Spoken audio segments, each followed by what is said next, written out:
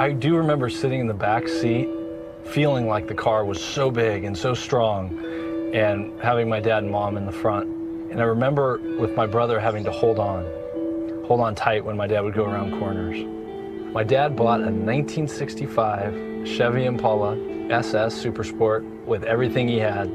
I think he cherished the car, not just because he was the first owner and he drove it off the lot, but it was more than a car to him. It really was his baby. He had the car for 20 years, until the mid-'80s. My parents had to sell the car because times were tough and they had to make ends meet.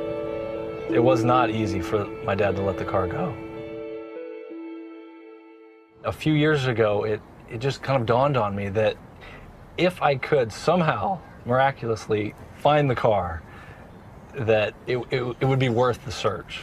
Does the car still even exist? Is it in the junkyard somewhere? But when I put in the VIN number and paid for the online search, it actually told me what address it had been registered in a different state. We heard nothing back from the owner. No response. We sent 2 letters with no response.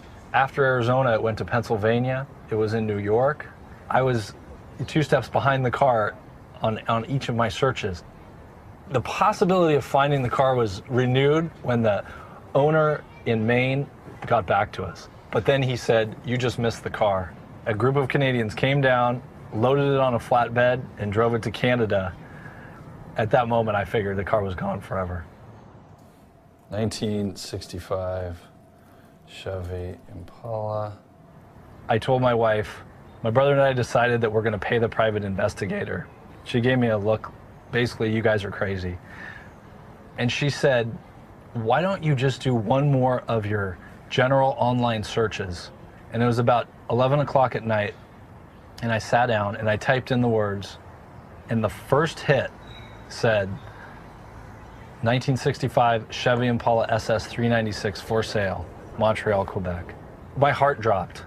I called the dealer, confirmed the VIN number that it was the actual car, and bought it over the phone.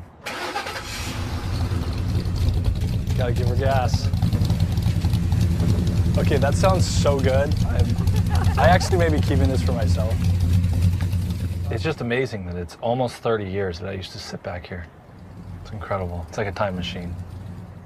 So now that we have the car, we've been planning to give it to my dad as a surprise. He has no idea that we've searched for it, and it's going to be the surprise of his life, I think. He will see the car, and he will just say, "That's my Chevy." I know he will. Mommy, what? I'm watching. Go Oh, ahead. I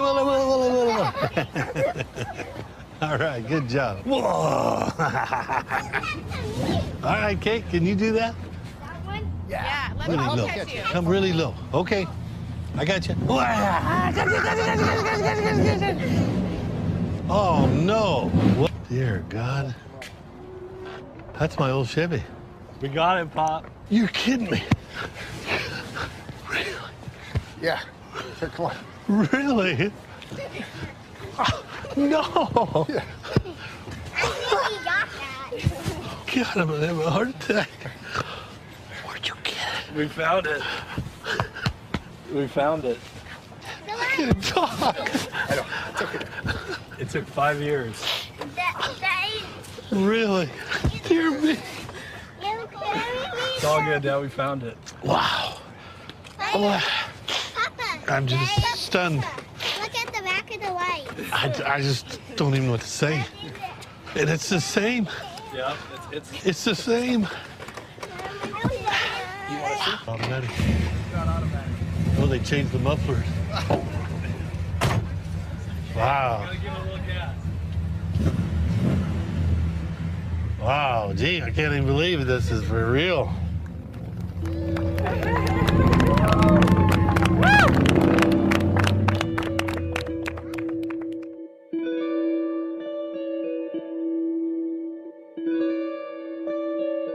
It's not just a car.